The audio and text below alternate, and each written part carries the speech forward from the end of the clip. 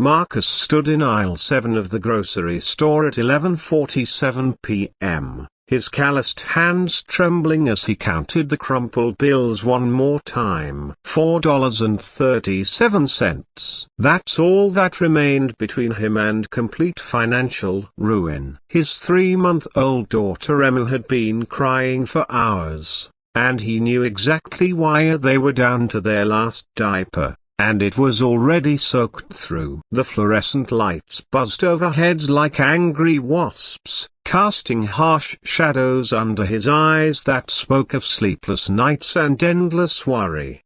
Behind him, footsteps echoed against the polished floor. Marcus glanced over his shoulder to see a man in an expensive charcoal suit, his leather shoes clicking with the confidence of someone who'd never had to choose between diapers and dinner. The stranger's presence made Marcus acutely aware of his own appearance: paint-stained work clothes, stubble from skipping shaves to save on razors, and the defeated slouch of a man carrying the weight of the world on his shoulders. 6 months ago, Marcus had been a different man. He'd worked construction, made decent money, and shared parenting duties with his wife Sarah. But cancer doesn't care about your plans. It took Sarah 3 weeks after Emma's birth, leaving Marcus with a medical debt that swallowed their savings like a hungry monster, and a baby who needed him to be everything: a mother, father, provider, protector. The generic brand diapers mocked him from the shelf. Even the cheapest pack cost $8.99. He'd done the math 17 different ways, but $4.37 would never stretch that far. Marcus closed his eyes and felt the familiar burn of tears he couldn't afford to shed. Real men don't cry in grocery stores. His father's voice echoed from somewhere deep in his childhood. But his father had never stood where Marcus stood now, holding his baby's future in hands that couldn't grasp it. "Excuse me," came a quiet voice behind him. Marcus turned to find the suited man standing closer now. Up close, he could see the expensive watch, the perfectly styled hair, the kind of confidence that came from boardrooms and corner offices. This was exactly the type of person Marcus had once resented: the ones who lived in glass towers while people like him built them from the ground up. "I couldn't help but notice," the man began, then stopped. His eyes held something Marcus didn't expect: understanding. Not pity, which Marcus had grown to hate from well-meaning neighbors and former coworkers. This was different. This was recognition. "I'm fine," Marcus lied, the words automatic after months of practice. "Just comparing prices." The stranger nodded slowly, as if he understood the language of barely holding on. "I'm David," he said simply. "And you're not fine." "Neither am I, if we're being honest." Something in his tone made Marcus look closer.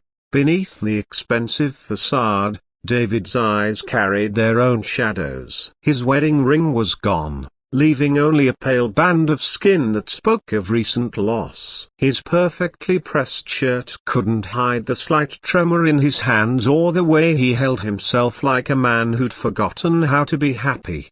"I built a company from nothing," David continued, his voice barely above a whisper. 60-hour weeks, missed birthdays, skipped vacations. I told myself it was all for Thema, my wife, my son. But success is a jealous mistress. She took everything else away piece by piece. Marcus found himself listening despite every instinct telling him to walk away. Rich people's problems weren't his problems. But David's pain felt familiar, like looking into a distorted mirror. "Lost my wife to resentment 2 years ago," David went on. "Lost my son to anger. He won't even take my calls anymore. I have more money than I could spend in 3 lifetimes, and I eat dinner alone every night in a house that echoes with everything I threw away."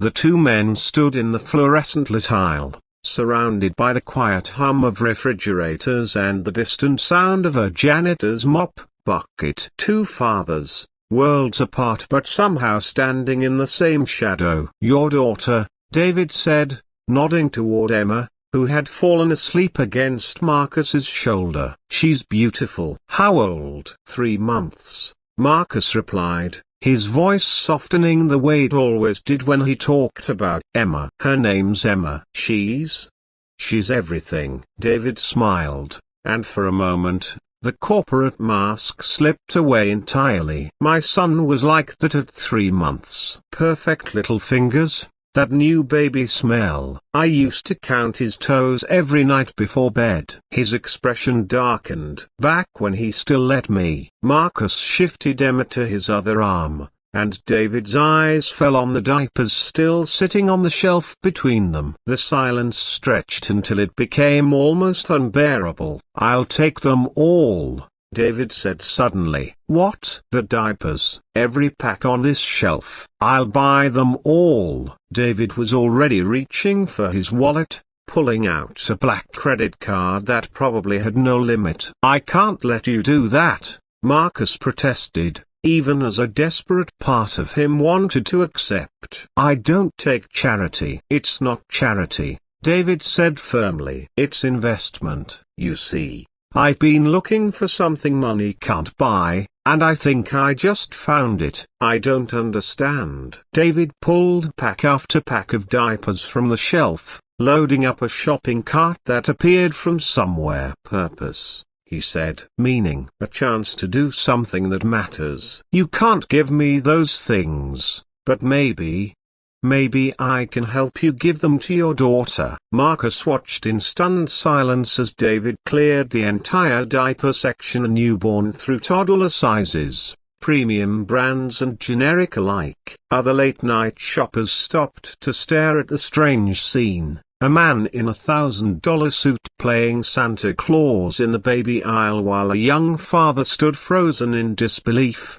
At the register, David didn't stop with diapers. Formula appeared in the cart, then baby clothes, bottles, blankets, toys. The teenage cashier's eyes grew wide as the total climbed past $300, then $500, then more. Sir, please, Marcus whispered, overwhelmed. This is too much. David turned to face him, and Marcus saw tears in the older man's eyes. My son turns 18 next month, he said quietly. I missed his first steps because of a board meeting. Missed his first words because of a business trip. Missed his first day of school, his first baseball game, his first heartbreak. I can't buy back those moments, but maybe I can buy someone else the chance not to miss theirs. The receipt was longer than Marcus's arm. David folded it carefully and handed it to him along with a business card. My number's on there,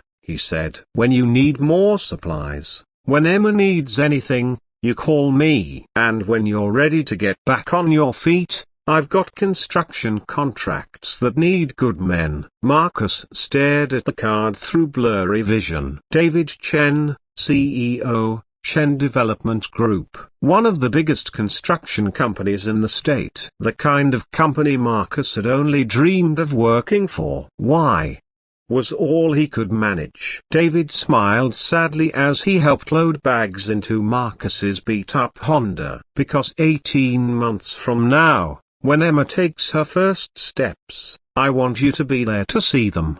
Because when she says daddy for the first time, you should be listening, not working 16-hour shifts just to survive. He paused. Because some things are more important than money, and it took me losing everything to figure that out. As Marcus drove home through empty streets, Emma sleeping peacefully in her car seat, he kept glancing at the bags of supplies filling his backseat. Enough diapers for months. Enough formula to ensure Emma would never go hungry. Enough hope to believe that tomorrow might be different. But the real gift wasn't in those bags. It was in the reminder that even in the darkest moments, humanity could shine through. That kindness existed in unexpected places. and that sometimes the people who seemed to have everything were the ones who understood loss the most.